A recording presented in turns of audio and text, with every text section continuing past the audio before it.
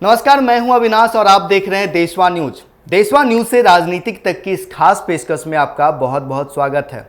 आज हम बात करेंगे तेजस्वी यादव के A to Z समीकरण की, लेकिन उससे पहले बता दें कि सुधाकर सिंह के इस्तीफे के बाद से बिहार की राजनीति गर्म है। आखिर क्यों गर्म है, क्या वजह है, ये सब कुछ समझाएंगे। लेकिन पहले आप ये समझिए कि कृषि मंत्री सुधाकर सिंह ने जब इस्तीफा दिया तो उसके बाद उनके पिता जगदानंद सिंह, जो राजद के प्रदेश अध्यक्ष हैं, उनका बयान आया कि सुधाकर सिंह ने इस्तीफा दिया है तेजस्वी यादव को। आखिर तेजस्वी यादव को उन्होंने इस्तीफा क्यों सौंपा, तो कई सारे सवाल टहलने लगे थे राजनीतिक गलियारे में। तो जब हमने इस तह तक पहुंचने की कोशिश की तो समझ में आया कि दरअसल ये मामला जो है आज से नहीं, बहुत लंबे समय से, जब से नीतीश कुमार ने महागठबंधन की सरकार बनाई थी तब से नीतीश कुमार के मंत्रियों के ऊपर आरोप और विवाद का जो सिलसिला था वो जारी था, जिसकी वजह से अनंत सिंह के सबसे करीबी जो कहे जाते कार्तिकेय सिंह, उनको मंत्री पद से इस्तीफा देना पड़ा था। उसके बाद 2 महीने के बाद अब जो है सुधाकर सिंह को इस्तीफा देना पड़ा। लेकिन ऐसा क्यों? दरअसल बिहार के जो राजनीतिक गलियारे के सबसे बड़े और सबसे मजबूत कड़ी है लालू प्रसाद यादव। तो नीतीश कुमार के कार्यशैली पर जब भी कभी कोई सवाल खड़े होते हैं या सवाल किए जाते हैं तो सबसे पहले उन सवालों को नीतीश कुमार खत्म करने की कोशिश करते हैं, ऐसा कहा जाता है। विपक्ष भी इस तरह की बातें कहते हैं।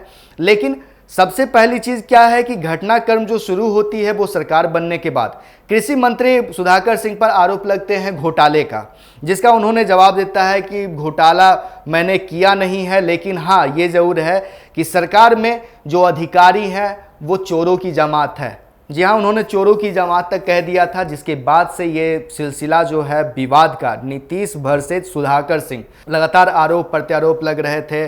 और जब सुधाकर सिंह ने इस्तीफा दिया तो इस्तीफे के बाद उन्होंने साफ तौर पर कहा कि ये इस्तीफा मैंने राजद सुप्रीमो लालू प्रसाद यादव के कहने पर दिया। उन्होंने ही मुझे मंत्री बनाया था, उन्हीं के कहने पर मैंने इस्तीफा दिया है, जिसका दर्द उनके पिता जगदानंद सिंह के चेहरे से भी झलका जब पत्रकारों ने उनसे सवाल पूछा कि सुधाकर सिंह ने इस्तीफा क्यों दिया है। तो कहीं ना कहीं वो चीज़ें जो है, जिस चीज़ों को लेकर के ये पूरा का पूरा बयान इन दिनों बिहार की राजनीति में टहल रही है कि राजद आरजेडी के जो प्रदेश अध्यक्ष हैं जगदानंद सिंह, उन्होंने कुछ दिनों पहले ये कहा था कि तेजस्वी यादव 2023 में मुख्यमंत्री बनेंगे। हालांकि इस बयान के बाद से जेडीयू की तरफ से भी प्रतिक्रिया आई थी कि इस तरह के बयान गठबंधन में रहने के दौरान नहीं देना चाहिए। अंदर की जो खबर है वो तेजस्वी यादव ने भी इस पर लिपापोती की थी कि इस तरह के बयान नहीं देने चाहिए, क्योंकि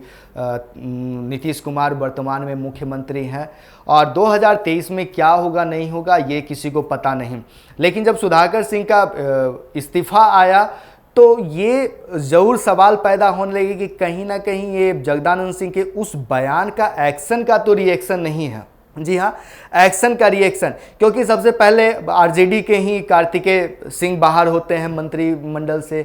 उसके बाद सुधाकर सिंह जो नीतीश कुमार के सीएम नीतीश कुमार के खिलाफ लगातार मुखर थे, उनके अधिकारियों को चोरों की जमात कह रहे थे, वो बाहर होते हैं। मतलब 2 महीने में नीतीश कुमार के मंत्रियों के 2 विकेट।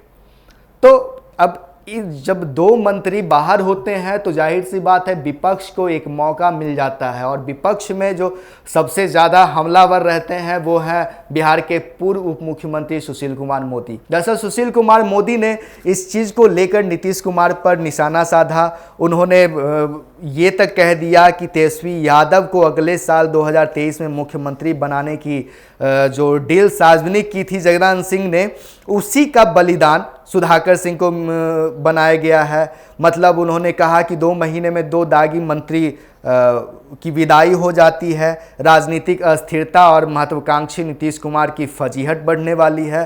तो ये कहीं ना कहीं नीतीश कुमार के ऊपर जो लगातार बयान सुशील मोदी के द्वारा दिए जा रहे थे, उसको मैंने बताया कि और सुशील मोदी के जो दूसरे बयान भी सामने आए थे, सुशील मोदी जब सुधाकर सिंह ने इस्तीफा दिया था तो सुशील मोदी का एक और बयान सामने आया था जिसमें उन्होंने कहा था कि नीतीश कुमार महत्वाकांक्षी हैं और अगर उनके खिलाफ कोई भी मंत्री या नेता उनके खिलाफ कोई भी कुछ कहने की कोशिश करता है तो वो उनको बाहर कर देते हैं। ये तो बात हुई कि सुधाकर सिंह के इस्तीफे के बाद जो चीज़ें सामने आई और राजनीतिक गलियारे में जो बातें टहल रही थी उन चीज़ों की, लेकिन इन सारे घटनाक्रम में एक चीज़ सबसे अहम है जिसके बारे में जानना जरूरी है, वो है आरजेडी के जो 2 मंत्री कैबिनेट से जो बाहर हुए हैं उनमें एक भूमिहार समाज से आते हैं तो एक राजपूत समाज से।